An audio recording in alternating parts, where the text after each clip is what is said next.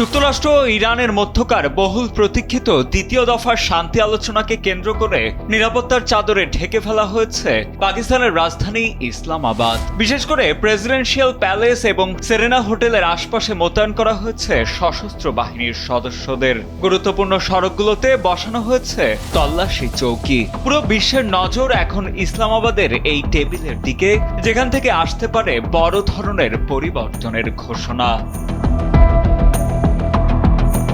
এই আলোচনা ঘিরে আশার আলো দেখছেন সাধারণ মানুষও। স্থানীয় বাসিন্দাদের মতে, দুই দেশ আলোচনার টেবিলে বসলে শুধু রাজনৈতিক সমাধানই নয়, বরং এর প্রভাবে কমতে পারে বৈশ্বিক মুদ্রাস্ফীতিও। আর এই পুরো প্রক্রিয়ার মধ্যস্থতাকারী হিসেবে কেন্দ্রীয় ভূমিকা পালন করছে পাকিস্তান। এরই মধ্যে আঞ্চলিক পরিস্থিতি নিয়ে ইরানের প্রেসিডেন্ট মাসুদ পেজিশকিয়ানের সঙ্গে আলাপ করেছেন প্রধানমন্ত্রী শেহবাজ শরীফ।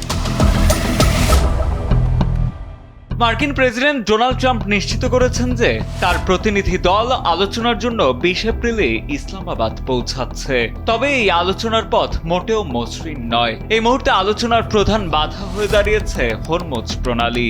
ইরান এই বাণিজ্যিক রুটটি কার্যত বন্ধ করায় ক্ষুব্ধ ওয়াশিংটন। যুক্তরাষ্ট্রের দাবি এই পথ পূর্ণাঙ্গভাবে খুলে দিতে হবে। অন্যদিকে ইরান বলছে বর্তমান অবরোধ যুদ্ধবিরতির শর্ত লঙ্ঘন করছে। তাই ইসলামাবাদে দ্বিতীয় দফায় ইরানের অংশগ্রহণ নিয়ে দেখা দিয়েছে অনিশ্চয়তা।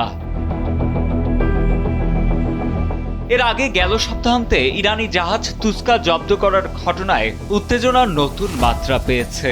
ইরানের পররাষ্ট্র মন্ত্রণালয় থেকে ওয়াশিংটনের শান্তি প্রচেষ্টার আন্তরিকতা নিয়ে প্রশ্ন তোলা হয়েছে। গত 11 এপ্রিল প্রথম দফার আলোচনা কোনো সিদ্ধান্ত ছাড়াই শেষ হয়েছিল, যার ফলে যুদ্ধবিরতির মেয়াদ শেষ হবার আগেই একটি চুক্তিতে পৌঁছাতে উভয় পক্ষই এখন প্রচণ্ড চাপের মুখে রয়েছে।